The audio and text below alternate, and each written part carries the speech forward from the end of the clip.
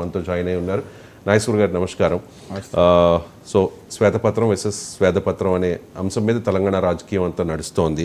కాంగ్రెస్ ప్రభుత్వం విడుదల చేసిన శ్వేతపత్రానికి ఎందుకు బీఆర్ఎస్ పార్టీ కౌంటర్ ఇవ్వాల్సి వచ్చింది? ఆ పరిస్థితి ఎందుకు వచ్చింది అంటే ఏం చెప్తారు సార్?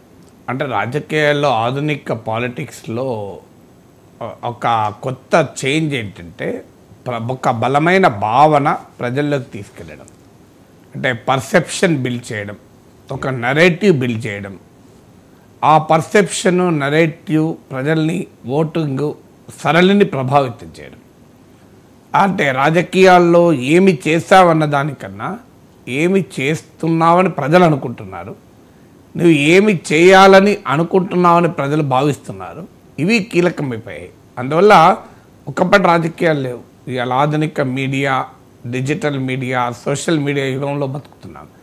అందువల్ల ఈ పర్సెప్షను నరేటివ్ అనేది ప్రజల మూడ్నే మార్చేస్తుంది.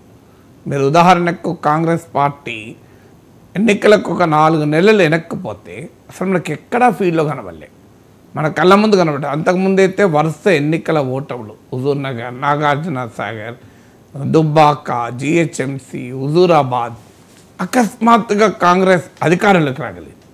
ఇది అకస్మాత్తుగా జరిగిందని మనం అనుకుంటాం, కానీ ఇది ఒక ప్రాసెస్లో జరిగింది. ఆ ప్రాసెస్ ఏంటి? కేసీఆర్ ప్రభుత్వానికి వ్యతిరేకంగా ఒక నరేటివ్ బిల్డ్ అయింది. ఆ నరేటివ్ బిల్డ్ చేయడంలో వాస్తవానికి తొలుత బీజేపీ చేసింది. బీజేపీ సక్సెస్ఫుల్గా ఎప్పుడైతే ఒక నరేటివ్ బిల్డ్ చేసిందో సడన్గా బీజేపీ రంగం నుంచి పక్క జరగడంతో కాంగ్రెస్ ఆల్రెడీ రెడీగా ఉంది కనుక ఆ రంగంలో ఉంది. మీరు 2 టీంలు రెడీగా ఉంటాయి. ఒక టీం వీక్ ఉంది, ఒక టీం చాలా బలంగా ఉంది, బ్రహ్మాండంగా గ్రౌండ్ క్లియర్ చేశారు, రెడీ చేశారు, పిచ్, క్రికెట్, వికెట్లు. సడన్గా ఆ టీం మేము ఆడమన్నది. అప్పుడు ఏమవుతుంది? రెడీగా ఉన్న నెక్స్ట్ టీం వచ్చేస్తుంది, ఆడేసుకుంటుంది. అందువల్ల బీజేపీ ఎప్పుడైతే సక్సెస్ఫుల్గా యాంటీ కేసీఆర్ నరేటివ్ బిల్డ్ చేయగలిగిందో, కాంగ్రెస్ అప్పటిదాకా యాంటీ కేసీఆర్ నరేటివ్లో ఉన్నది కానీ బిల్డ్ చేయలేకపోయింది. బీజేపీ బిల్డ్ చేసి వెనక్కి తగ్గిందో కాంగ్రెస్ వెంటనే ఆ రంగంలోకి దిగగలిగింది. అంటే ఎంత బలంగా ప్రజల మూడు ప్రభావితం దానికి ఇది ఒక ఉదాహరణ. అందువల్ల ఇప్పుడు కాంగ్రెస్ పార్టీ అధికారంలోకి వచ్చాక ఏ నరేటివ్ బిల్డ్ చేయదలుచుకుంది? సో ప్రజలు ఆల్రెడీ కేసీఆర్ పాలన పట్ల ఉన్న అభిప్రాయాలు వారికి ఆల్రెడీ ఉన్నాయి. కేసీఆర్ పాలన బాగా లేదని, కేసీఆర్ పాలనలో ఏమీ జరగలేదని, అభివృద్ధి లేదని ప్రజలు వ్యతిరేకంగా ఓటేయలే. కేసీఆర్ పాలనలో ఉన్న కొన్ని తప్పులపైన ప్రజలు ఓటేశారు. అది ఒకటి పర్సెప్షన్. 70% ఓటర్లు వివిధ పోల్ స్టడీస్ ప్రకారం బీఆర్ఎస్ పాలనలో అవినీతి పెరిగింది అని భావించారు. అలాగే ప్రభుత్వం యాక్సెసిబుల్గా ఉండదు, అందువల్ల 10 ఏళ్ల అహంకారం అన్న కాంగ్రెస్ నినాదానికి ఒక అనుకూలత వచ్చింది. వీరేనా అనేది ఓటర్ ఫ్యాటిక్, అంటే 10 ఏళ్ళు వీళ్ళు చేశారు కదా, కొత్త వాళ్ళకి ఇద్దాం అనేది 3వది. 4వది పథకాలు ఎవరైనా అమలు చేస్తారు కదా. 5వది పథకాల్లో ఉన్న లోపాలు. సో వీటి ఆధారంగా కాంగ్రెస్ అధికారంలోకి వచ్చింది కనుక వీటిని స్ట్రెంథన్ చేసుకునేలా నెరేటివ్ బిల్డింగ్ చేస్తుంది.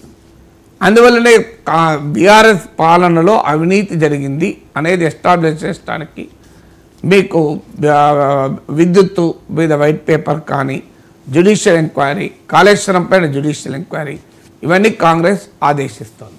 అలాగే బీఆర్ఎస్ పాలన చాలా అద్భుతంగా ఉంది అని బీఆర్ఎస్ చెప్పుకుంది.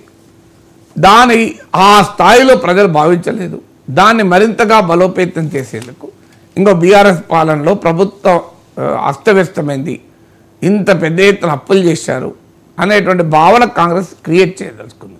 రేపు కాంగ్రెస్ పార్టీ హామీలు అమలు చేయడంలో ఇబ్బందులు ఎదుర్కొన్నా ఈ కాంటెక్స్ట్లో ప్రజలు ఆ ఇబ్బందులను అర్థం చేసుకొని పోవాలి అనేది కూడా కాంగ్రెస్ వ్యూహం. ఒకవేళ సక్సెస్ఫుల్గా హామీలు అమలు చేస్తే చూడండి, బీఆర్ఎస్ ఆర్థిక పరిస్థితిని ఇంత అస్తవ్యస్తం చేసి వెళ్ళిపోయినా కాంగ్రెస్ ఆ దెబ్బతిన్న దాన్ని సరి చేసి అమలు చేసేదన్న మంచి పేరైనా వస్తుంది. అందువల్ల కాంగ్రెస్ పార్టీ వ్యూహాత్మకంగా ఈ నరేటివ్ బిల్డ్ చేస్తుంది. సో దానికి కౌంటర్ నరేటివ్ బిల్డ్ చేయడం బీఆర్ఎస్కు అనివార్యమైంది. అందుకే మేము అప్పుల్ని క్వశ్చన్ చేయలేదు, అప్పులు చేయలేదని అనరాదు, అప్పులు చేయలేదని అన్నా ప్రజలు నమ్మరు, ఎందుకంటే ఆ లెక్కలు ఉన్నాయి కనుక. సో బీఆర్ఎస్ నిన్న కేటీఆర్ తన స్వేదపత్రంలో కూడా 72,658 కోట్ల అప్పు కాస్త 3,89,673 కోట్లకు పెరిగింది. ఇక్కడ వరకు ఆయన కూడా ఒప్పుకున్నాడు.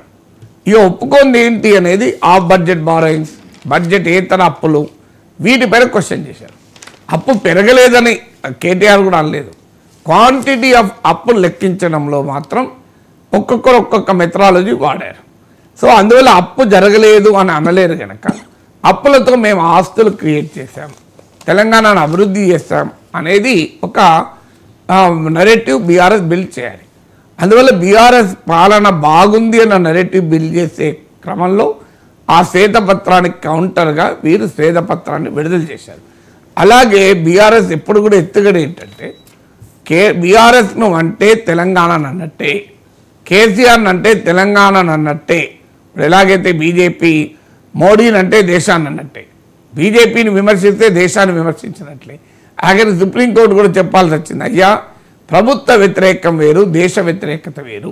Anti government is different from anti national. So BRS ఏంటంటే ప్రజల్లో తెలంగాణ ఉద్యమ సెంటిమెంట్ ఏంటి? మీరు బీఆర్ఎస్ కోటేశామన్నారు, కామన్ పీపుల్ కూడా మీరు ఎవరు కోటేశారు? తెలంగాణ కోటేశామంటారు. తెలంగాణ అంటేనే బీఆర్ఎస్ అనేటువంటి స్థాయిలో తెలంగాణ అస్తిత్వ సింబల్గా బీఆర్ఎస్ ఎమర్జ్ అయింది.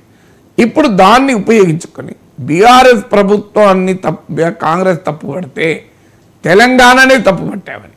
అందుకే మీరు గమనించండి, కేటీఆర్ ఉపన్యాసంలో తెలంగాణ మోడల్ను అవమానిస్తే ఊరుకోము, తెలంగాణ ప్రతిష్టను దెబ్బతీస్తే ఊరుకోము, తెలంగాణ దేశంలోనే అగ్రగామి, అలాంటి రాష్ట్రాన్ని విఫల రాష్ట్రంగా చూపెడితే ఒప్పుకోమని. కానీ వాస్తవంగా కాంగ్రెస్ శ్వేతపత్రం తెలంగాణను విఫల రాష్ట్రం ఎక్కడ చూపలే. వాస్తవంగా విఫల రాష్ట్రం చూపకపోగా ఈ వైట్ పేపర్ కన్నా ముందు 2 పుస్తకాలు ఆర్థిక మంత్రి బట్టి విక్రమార్క విడుదల చేశాడు. ఒకటి Telangana economy, 2 Telangana at a glance అని. ఈ 2 directorate of economics and statistics వారు రూపొందించిన గణాంకాలతో కూడిన పుస్తకం. ఈ 2 పుస్తకాలు మీరు చదవండి. ఇంకా తెలంగాణ విఫల రాష్ట్రం కాదు, తెలంగాణ బాగా అభివృద్ధి చెందిందన్న డేటానే ఉంది. మీరు అది 2014-15 నుంచి ఇప్పటి వరకు జీడిపి ఎట్లా పెరిగింది, తలసరి ఆదాయం ఎలా పెరిగింది, వ్యవసాయ రంగం ఎలా పెరిగింది, విద్యుత్ రంగం ఎలా పెరిగింది అన్నీ చెప్పారు అలా. సో అందువల్ల తెలంగాణ విఫల రాష్ట్రం అని ఎక్కడా కాంగ్రెస్ శ్వేతపత్రం లేదు. పైగా తెలంగాణ సక్సెస్ఫుల్ స్టేట్ అనే చెప్పింది. ఎక్కడ అంటే ప్రభుత్వ ఫైనాన్సెస్ విఫలమయ్యాయి, ప్రభుత్వం ఆర్థిక ద్రవ్య వనరులను అస్తవ్యస్తం చేసింది అన్నది వాళ్ళు చెప్పదలుచుకున్నది. అయితే దాన్ని డిఫెండ్ చేస్తే ప్రజలు అంగీకరించారు కనుక బీఆర్ఎస్ ప్రభుత్వాన్ని విమర్శిస్తే తెలంగాణనే విమర్శించారు అన్న నరేటివ్ బిల్డ్ చేయాలి కనుక కేటీఆర్ తన శ్వేతపత్రంలో మీరు తెలంగాణని అంటున్నారు అని చెప్పి ఆయన కౌంటర్ అటాక్ పెట్టాడు. అందువల్ల అటు కాంగ్రెస్ శ్వేతపత్రమైనా ఇటు బీఆర్ఎస్ శ్వేతపత్రమైనా ఒక పొలిటికల్ నరేటివ్ బిల్డ్ చేయడం, ఒక పొలిటికల్ పర్సెప్షన్ క్రియేట్ చేయడం, దానికి counter narrative counter perception create చేయడంలో భాగం ఇది. Right sir. ఇక ఓటమి నుంచి గుణపాఠం నేర్చుకుంటాం.